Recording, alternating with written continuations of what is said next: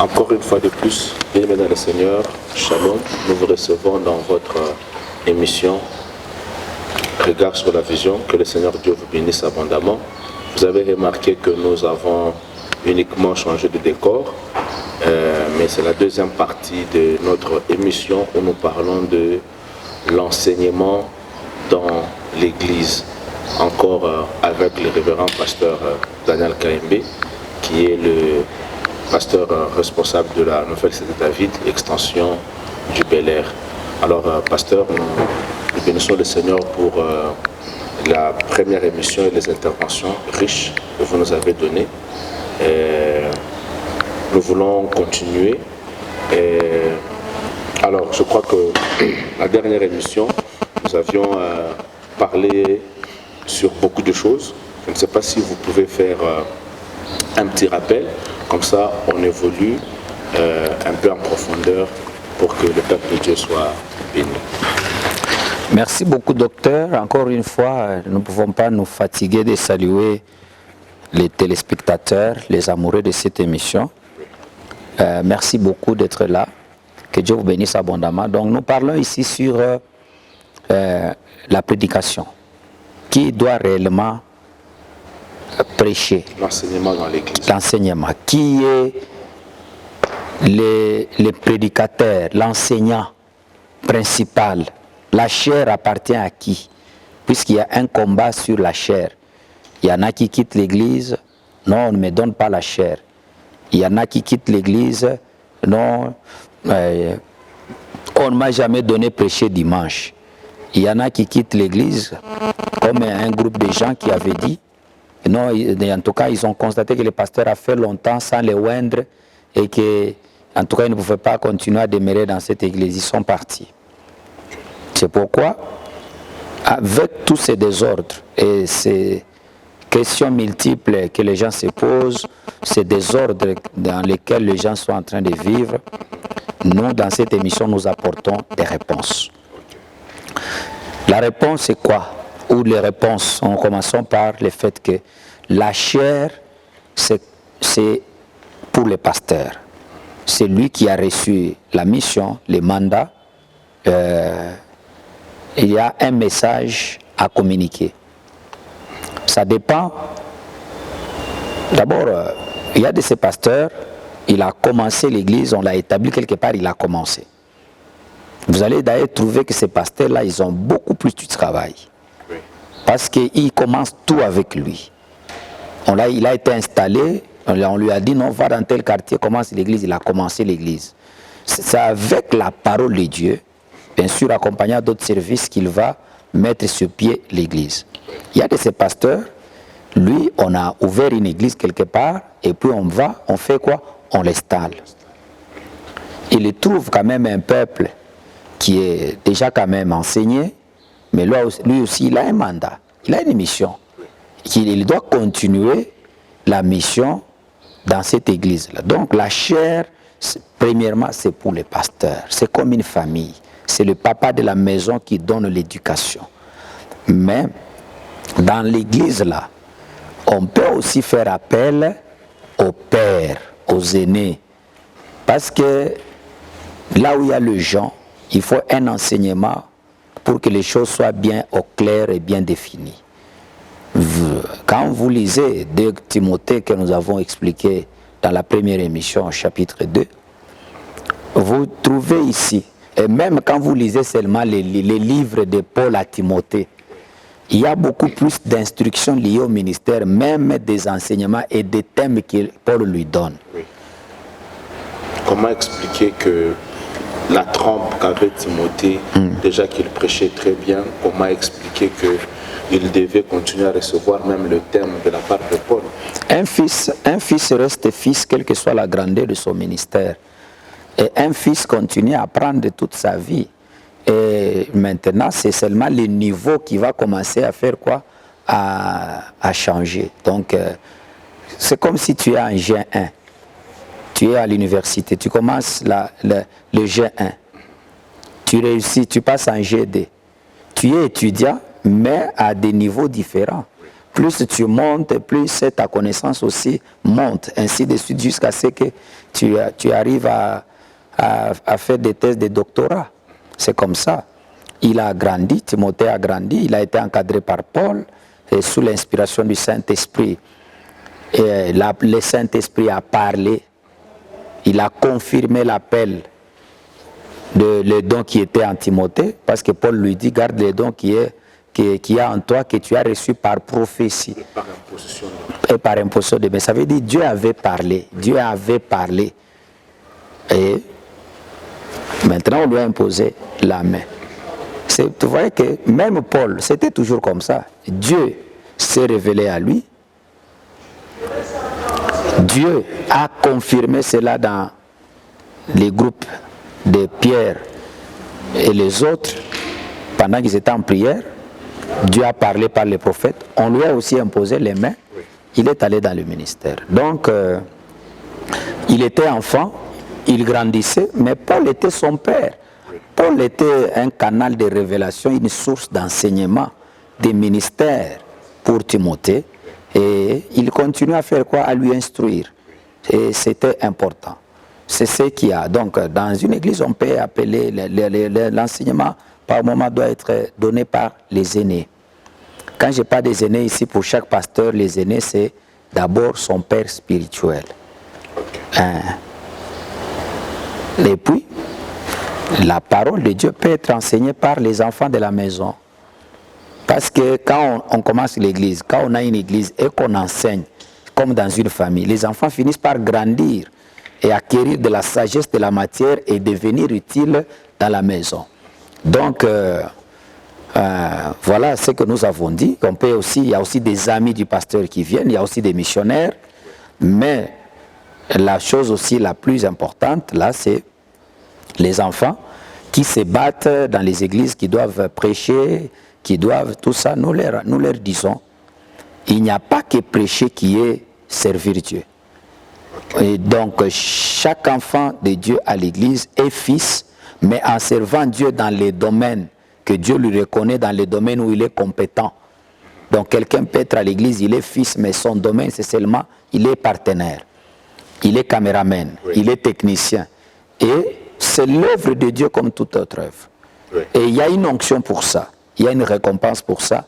Donc chaque enfant doit aimer ce à quoi il est appelé et il doit le faire correctement comme servant le Seigneur.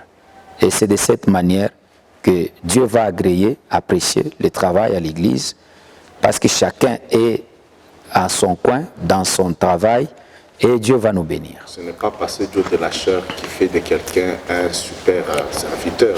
Non, c'est ça. Ceux qui prêchent à l'église, ils ont l'impression que parce qu'eux passent Dieu de la chair, ils deviennent plus importants que ceux qui sont à la caméra, que ceux qui arrangent dans la salle et tout. Ce sont des erreurs trop graves. Quand vous allez dans une chaîne de télévision, vous allez trouver qu'il y a des présentateurs d'émissions.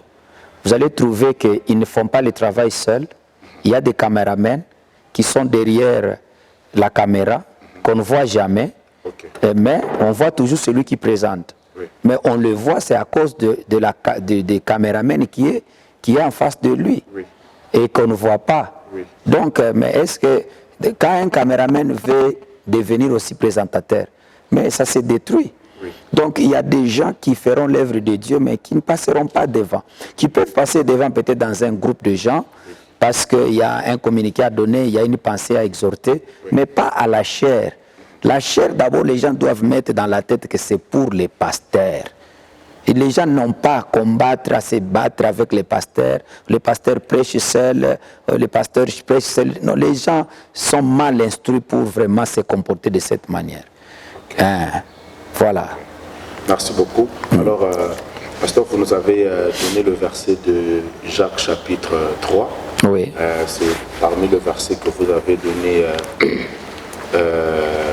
pour cette émission. Alors, il y a un mot qui attire vraiment mon attention dans le livre de Jacques 3, où Jacques est en train de dire qu'il n'y a pas beaucoup de gens qui enseignent. Et il donne la raison parce que nous serons jugés plus sévèrement. Alors, qu'est-ce que Jacques voulait nous dire vraiment en profondeur avant qu'on voie les visiteurs, qu'on voie les amis du pasteur. Qu'est-ce que vous pouvez nous dire vraiment en profondeur sur ces versets? Il y a plusieurs réponses, mais laissez-moi m'arrêter même à 2 réponses seulement. Oui. Pourquoi la Bible dit ça? Qu'il n'y ait pas beaucoup de gens qui enseignent. Puisque l'enseignement, l'enseignement, c'est premièrement, l'homme qui doit prêcher doit être enseigné par Dieu. Okay. Il doit avoir réellement été envoyé par Dieu et il doit avoir les messages de Dieu. On ne prêche pas ce qu'on pense, on ne prêche pas la philosophie, on ne prêche pas la pensée des hommes. On prêche la parole révélée de Dieu. Et si Dieu ne t'a pas envoyé et que toi tu t'improvises enseignant, ce que tu enseignes, ça vient de qui t'a instruit. Puisque Jésus dit, ce que je vous enseigne, c'est ce que j'ai écouté de mon Père. Je ne vous dis pas des choses que j'ai ramassées. Je vous dis, je suis un messager fidèle. J'ai écouté et je suis venu vous enseigner. Tout à l'heure, en discutant avec toi, tu m'as donné un texte d'Ézéchiel, je crois chapitre 3. Là où, avant qu'Ézéchiel aille prophétiser, d'abord il a vu dans la vision qu'il mangeait les rouleaux. Les rouleaux qu'il mangeait, c'était la parole de Dieu. C'était la prophétie même, c'était la parole de Dieu. C'est après avoir mangé suffisamment qu'il pouvait aller prophétiser. Il est dit dans la parole de Dieu, c'est poussé par le Saint-Esprit que les hommes ont parlé de la part de Dieu. Donc ce que les gens parlent, ça ne vient pas d'eux. Quand on dit c'est poussé, ça veut dire c'est que les prophéties que les gens libèrent ont une source. La source, c'est le Saint-Esprit qui leur communique. Parce qu'il y a un besoin dans le peuple. Parce qu'il y a un besoin dans les peuples. Il y a un besoin de la parole, de la connaissance, de la révélation, ainsi de suite. Maintenant, c'est pourquoi la parole qui doit être prêchée doit être une parole qui vient de Dieu. Dieu doit être la source de cette parole. Si Dieu n'est pas la source de cette parole, déjà à ce moment-là, tu es condamnable. Pourquoi? Puisque tu n'as pas été mandaté, tu n'as pas reçu la parole de Dieu pour la communiquer aux gens, mais tu es allé faire cela. Tu es condamnable. De manière sévère. C'est de l'infidélité. Okay. Lorsque quelqu'un va utiliser ton nom docteur pour transmettre un message, mais c'est condamnable, c'est de l'infidélité, c'est de la rébellion. Oui. On peut même vous arrêter pour ça. On peut vous arrêter. Oui. Si on avait un avocat ici, il allait nous donner vraiment les termes juridiques par rapport à cela. Oui. Donc, à ce niveau-là, vous êtes condamnable. Voilà pourquoi j'exhorte, et où la Bible exhorte, que tout le monde n'a pas été appelé enseignant et tout le monde ne doit pas se battre pour enseigner. Parce que pour enseigner, il faut avoir les mandats et il faut avoir la connaissance exacte de Dieu. Et il faut avoir un peuple à qui est adressé ce message. Oui, ok. Vous savez, quand vous regardez dans cette vie de Lumbashi, si vous allez dans chaque église, vous allez trouver qu'il y a un message qui est adressé au peuple. Le peuple peut manger et doit manger la même parole, mais peut-être pas à des moments, peut-être à des moments différents. À ce pasteur, Dieu a donné tel message. À l'autre, Dieu a donné tel message. Donc, quand Dieu donne un message, quand Dieu nourrissait Ézéchiel, la parole là qu'il mangeait, ça concernait un peuple. C'était pour ce peuple-là. Donc, vous voyez, déjà à ce niveau-là, quand vous avez les mandats, vous avez la parole, il y a aussi un peuple. Mais si vous faites le contraire, vous êtes condamnable. Ça, c'est la première réponse. Déjà, Parce que vous êtes en train de poser des questions qui permettent aux gens qui ne peuvent pas peut-être déjà nous les poser directement, d'avoir des réponses. Je crois que tu es satisfait. Oui. Autant mon frère ou ma soeur qui me suit ou qui n'est pas satisfait mais qui peut, au travers les numéros qu'il voit à l'écran, poser une question, nous allons y revenir pour éclairer. Au besoin, on peut se voir pour discuter dans le souci de connaître la parole de Dieu. C'est très important. Oui. La deuxième des choses, la parole de Dieu, lorsque vous la recevez, lorsque vous la mangez, les changements, les effets de cette parole commencent d'abord en vous. Vous devenez non seulement un prédicateur, non seulement celui qui dispense, mais celui qui vit cette parole. Donc vous prêchez deux fois, par la parole et par votre conduite. Lorsqu'on parle de Timothée, on parle de tous les domaines. Il est de Timothée, lorsqu'on parle qu'il est modèle, on parle qu'il est modèle dans tous les domaines. Dans la conduite, dans l'enseignement, dans la foi. Donc il parle et sa vie parle. Maintenant, lorsque vous enseignez et que vous ne mettez pas en pratique, vous ne prêchez pas aussi par votre image, vous ne prêchez pas par votre conduite, vous devenez condamnable. Vous devenez condamnable parce que, comme mon père Zacharie le dit souvent, les brebis font beaucoup plus ce qu'ils voient leur pasteur faire que ce qu'il dit. Oui. Si dans le domaine de la foi, tu n'es pas un exemple, toi un pasteur, un problème t'arrive, tu pleures à la chair comme un petit enfant. Mais les fidèles, chaque fois qu'ils auront des problèmes, ils pleureront puisqu'ils ont vu les pasteurs pleurer. Tu es pasteur, tu prêches la sanctification, mais tu ne crains pas Dieu, les fidèles feront ce que tu fais. La parole sera seulement maintenant comme une lettre. Il n'y aura pas de vie. Il n'y aura pas de vie. Voilà pourquoi le pasteur ou celui qui prêche est condamné à la pratique. La pratique, c'est ce qui valorise même ces mandats, ces ministères, ce rôle de prédicateur ou d'enseignant. Voilà pourquoi les deux réponses sont résumées dans ce que Jésus dit. À la fin, les gens diront: pourquoi vous nous rejetez? Nous avons prophétisé. Nous avons prophétisé, nous avons servi, nous avons conduit des églises, nous avons prêché en ton nom. Même les miracles on a fait. Mais pourquoi aujourd'hui tu ne veux pas nous récompenser, nous faire vivre dans le royaume? Vous voyez pourquoi? Parce que l'œuvre qu'ils ont faite n'avait pas comme source Dieu.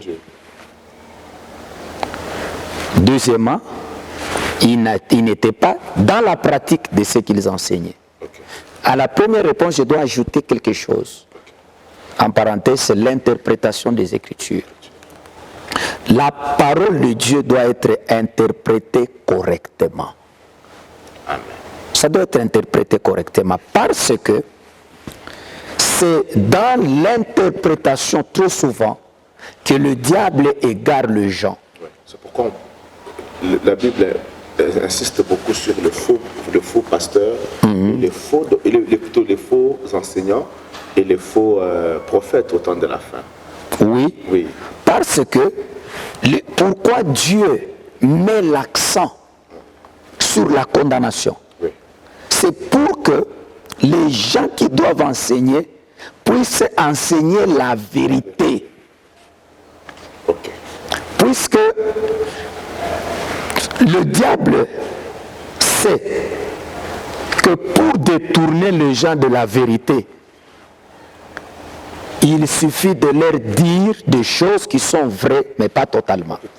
On enlève juste un iota. C'est ça. Et il peut égarer le peuple. Okay. Maintenant, les gens que Dieu a appelés à les servir, ils ne sont pas là pour égarer le peuple.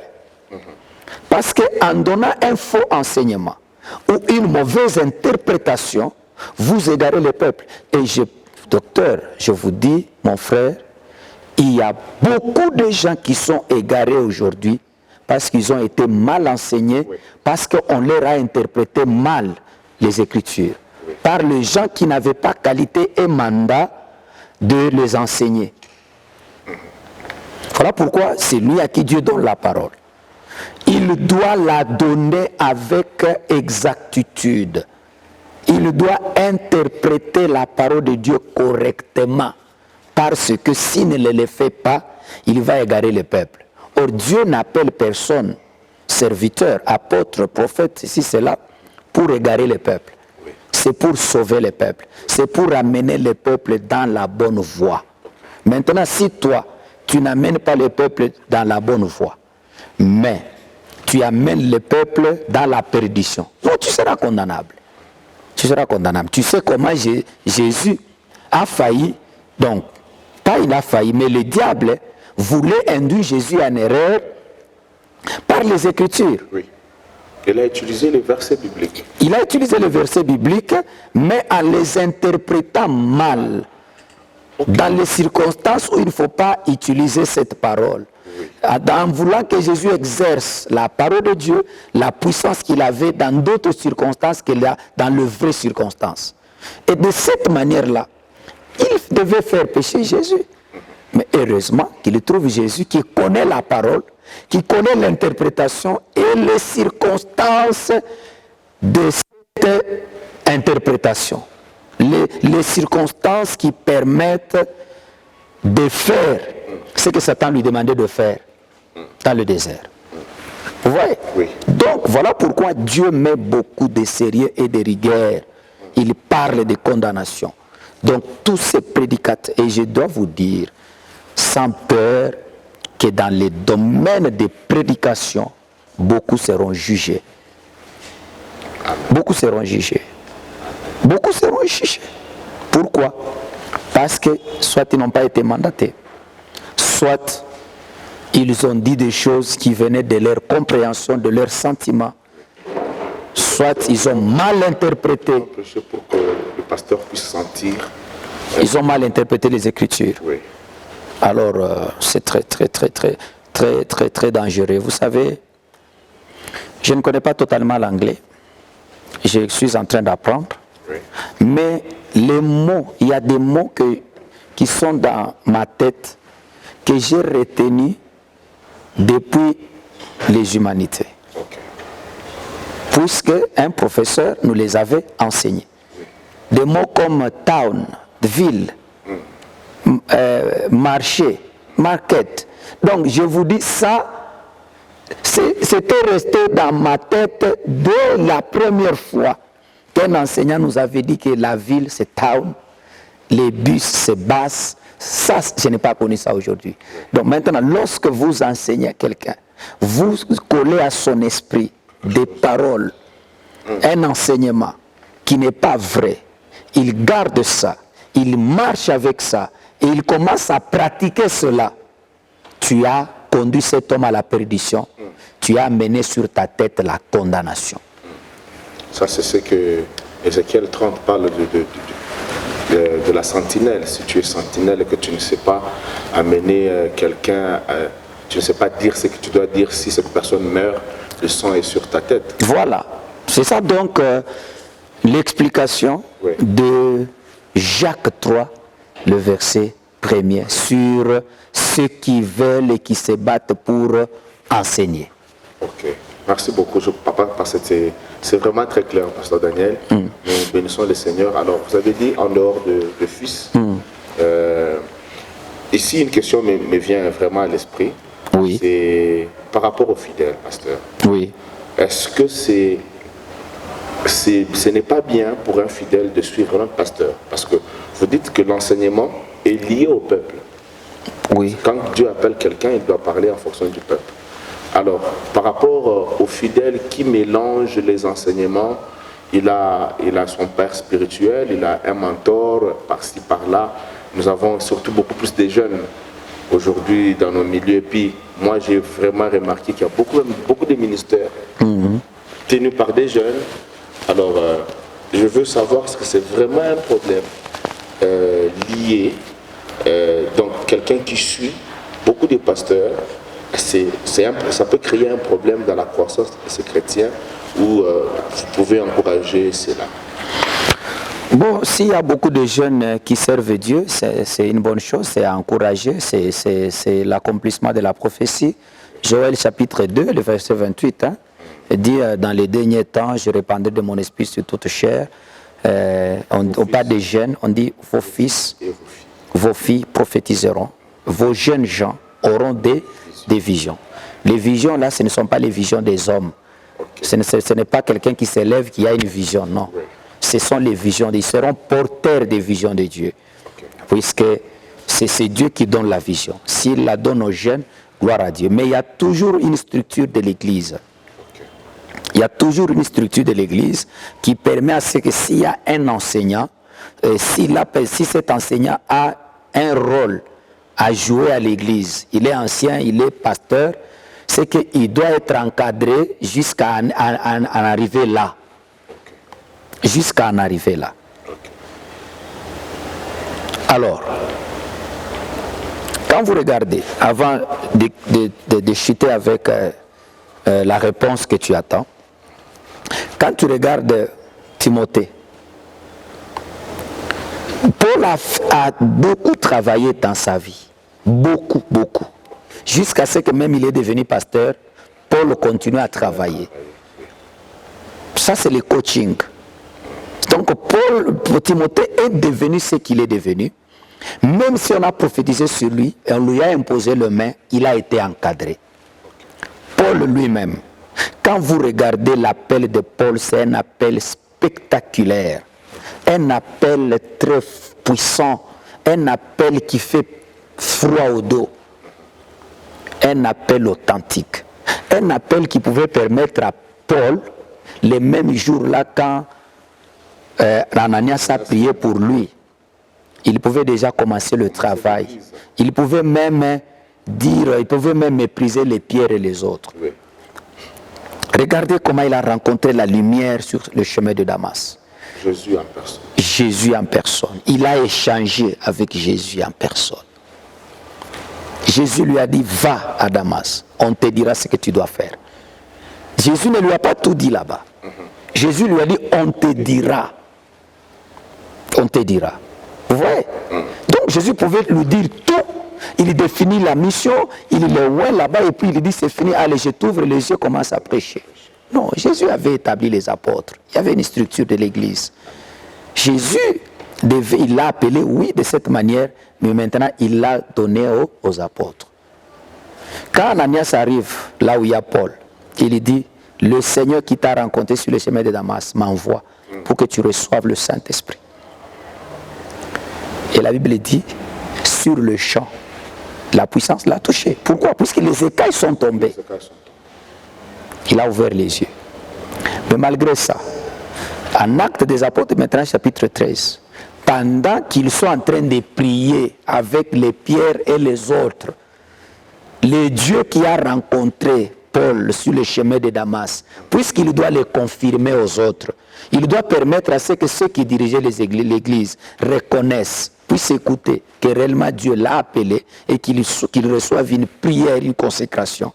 Dieu a touché les prophètes, ils ont prophétisé. Mettez-moi à part Paul et Barnabas pour l'œuvre à laquelle je les ai appelés. Après la prière, qu'est-ce qu'il y a eu? On l'a. Voyez d'abord, Pierre était là, il a écouté Dieu. Ah, ça va, c'est bon. Même si Paul avait parlé, tu sais, Dieu peut te parler comme beaucoup de gens disent, Dieu m'a parlé, j'ai le ministère. Oui, mais Dieu finit par confirmer ce ministère au Père pour que le Père vous consacre, qu'il vous oriente. Quelle que soit la manière que Dieu peut vous parler, mais il doit parler à Pierre, il doit parler à Jacques. Pierre et Jacques, c'est qui? C'est les pasteurs, c'est les dirigeants. Dieu peut te parler dans le son, dans la prophétie. Tu peux rencontrer un prophète sur la rue, en cours de route, dans un avion. Il te dit des choses. Tu as un grand ministère, oui. Garde ça. Le Dieu qui a établi l'Église, qui a établi les autorités de l'Église, finira par les confirmer. Les gens qui disent non, on m'a bloqué, on m'empêche de servir, non. Moi, je leur dis toujours, la grâce qui vient de Dieu ne peut pas être étouffée. Il n'y a personne au monde qui peut étouffer la grâce. L'œuvre du Saint-Esprit, personne ne peut étouffer cela. C'est à ce moment-là, après la prière maintenant, qu'on a appelé Pierre, Paul, on leur a dit des choses, on leur a imposé les mains et puis on les a libérés. Donc, un enfant, quelle que soit la grâce qu'il a, en principe, ne doit pas ramasser des pères.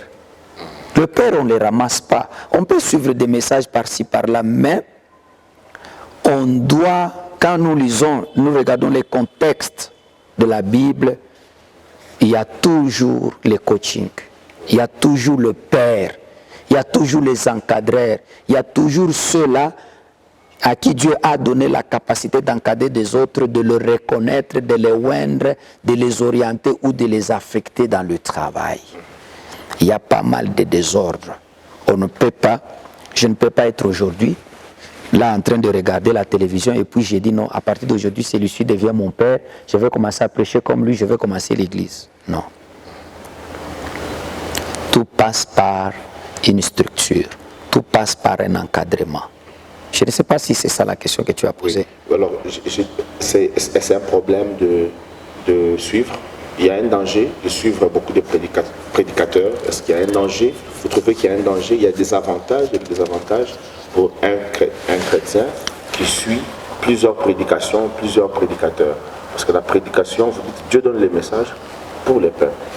Oui, et un peuple spécifiquement. Est-ce qu'il y a des avantages? Il y a un danger et il n'y a pas un danger. Okay. Oui.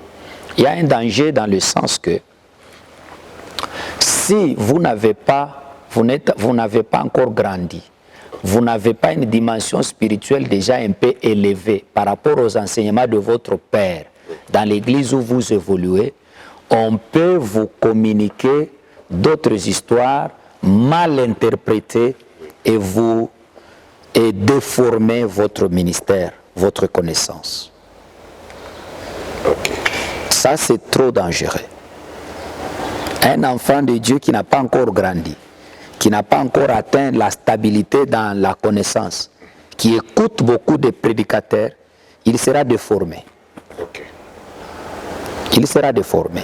Aucun parent, chaque fois qu'il veut éduquer ses enfants, il appelle tous les voisins, tous les papas du quartier pour qu'ils puissent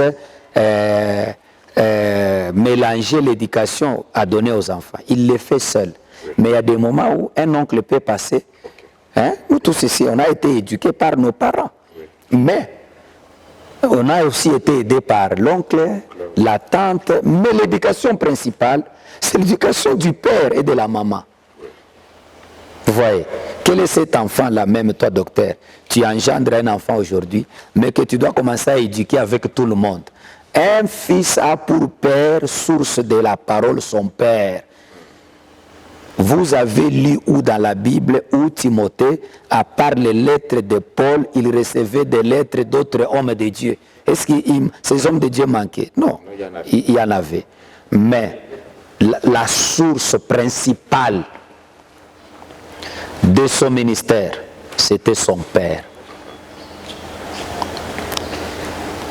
Aussi, puisque j'ai dit oui ou non, dans un autre cadre, ce n'est pas mauvais lorsqu'un enfant a une maturité, lorsqu'il sait se confirmer, se fortifier, consolider sa connaissance qu'il écoute par-ci, par-là, mais avec comme référence les enseignements de son père. Oui. Quand je te regarde prêcher, tu es en train de prêcher ce que mon père me prêche, je vais continuer à t'écouter. Parce que là, tu es dans la lignée de mon père. C'est ça. Quand tu commences à donner à un enfant une éducation qu'on ne lui a pas donnée dans sa famille, non, cet enfant va te craindre. Cet enfant va refuser. Mais c'est ce qu'on me nourrit dans la maison. C'est ce que je suis à la télévision. C'est ce que mon père me nourrit. C'est lui ma référence. La parole de la référence pour écouter ailleurs, c'est ma maison. Non. Là, je vais suivre. Tous les prédicateurs que je peux suivre. Mais si ce que j'écoute par-ci, par-là, n'est pas un relais de ce que j'écoute à la maison, n'est pas le repas que je mange à la maison, n'est pas l'éducation que je reçois dans ma famille à l'église, non, c'est un danger. C'est un danger. Voilà pourquoi nous avons beaucoup des enfants à l'église qui sont des enfants dangers, parce qu'ils ont les pasteurs, mais ils écoutent beaucoup plus d'autres prédicateurs à la télévision. Je déconseille ça. Un serviteur, un pasteur, ou bien un enfant à l'église qui a déjà aussi atteint un niveau où on lui donne la chair. Il ne peut pas prendre des histoires ramassées à la télévision par-ci, par-là, dans le YouTube, pour venir démontrer à la chair à son pasteur que je connais aussi. Non! Voilà pourquoi j'ai dit que le message dans une église doit être le même. Il doit y avoir un sujet.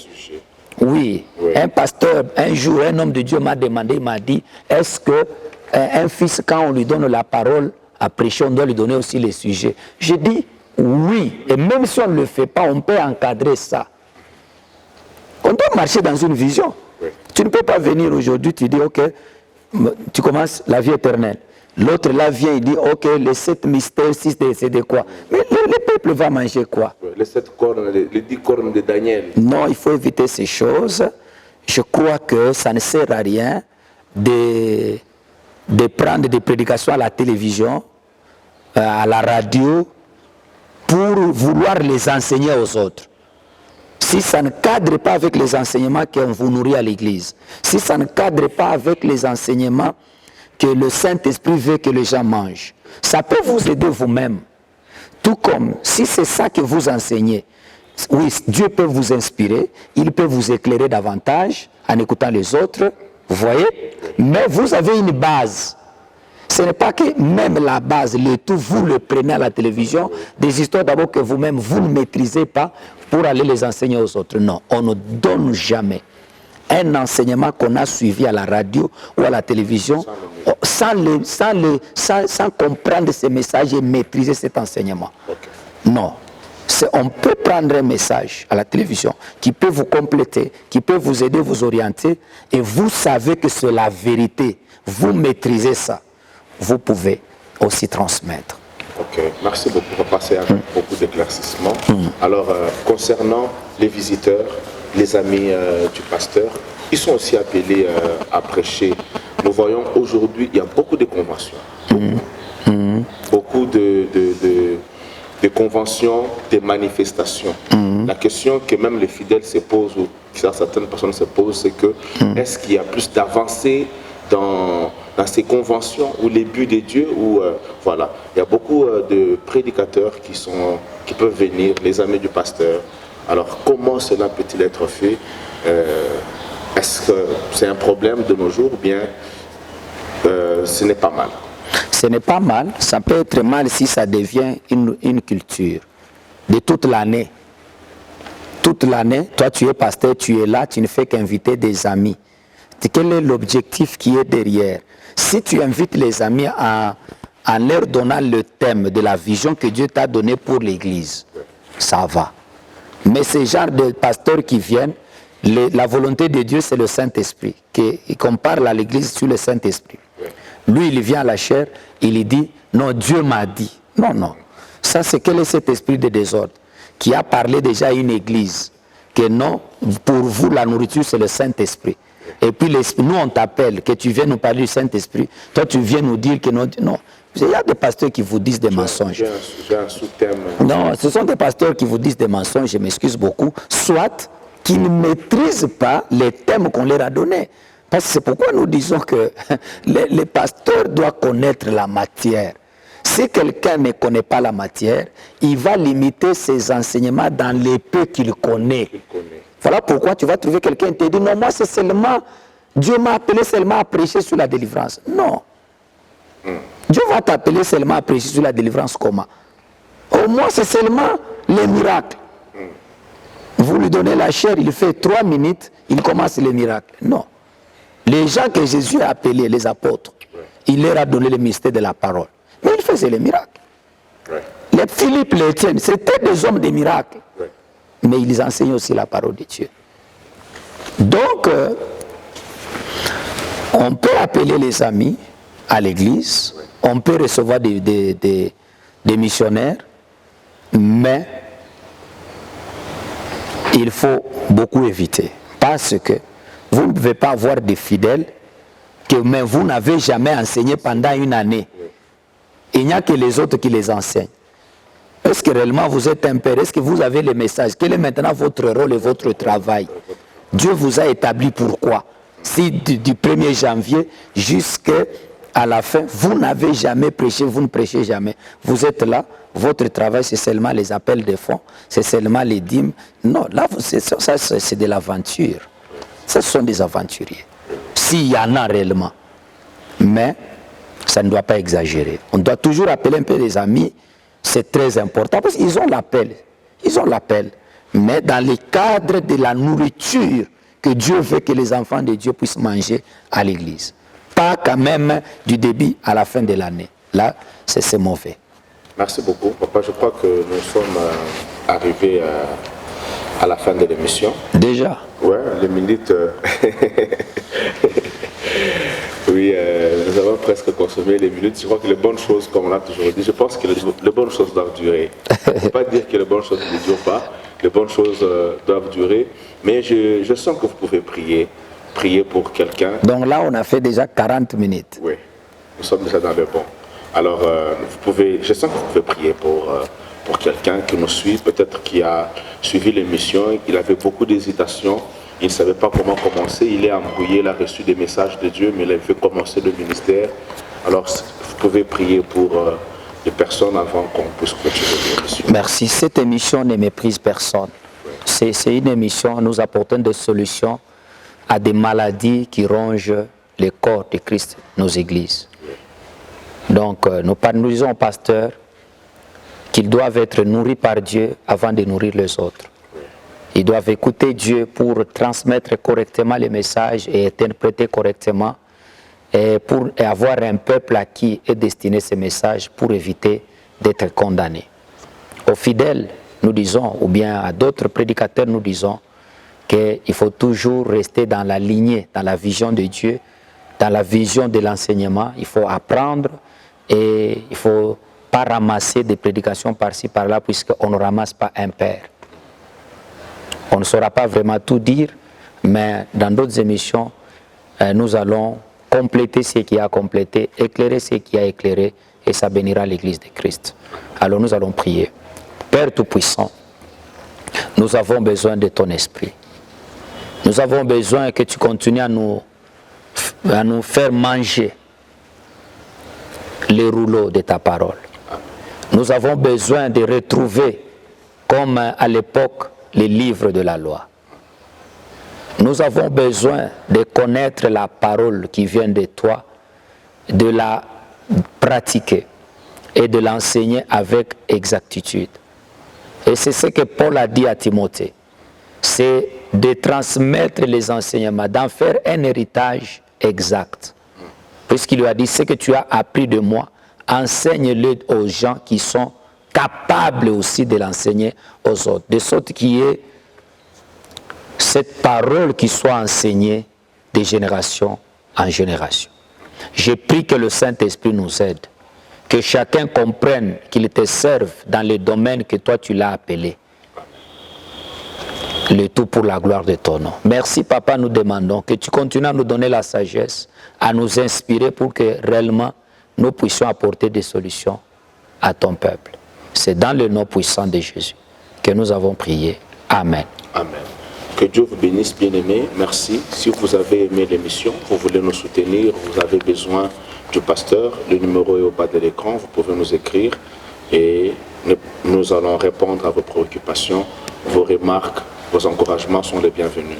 Suivez-nous chaque lundi à la télévision Hosanna à 22h. Je crois que jeudi en rediffusion à la télévision Hosanna. Pour ceux qui ont Easy, vous pouvez prendre Canal 7 Canal 7, Molière Eagle. Vous pouvez aussi trouver nos enseignements, trouver les enseignements, Regard sur la vision. Vous trouverez les prédications du pasteur Daniel. Que le Seigneur Dieu vous bénisse abondamment. Nous vous donnons rendez-vous prochainement. Merci beaucoup, pasteur Daniel. Et que Dieu vous garde et qu'il bénisse nos réalisateurs. Que Dieu vous garde. Merci.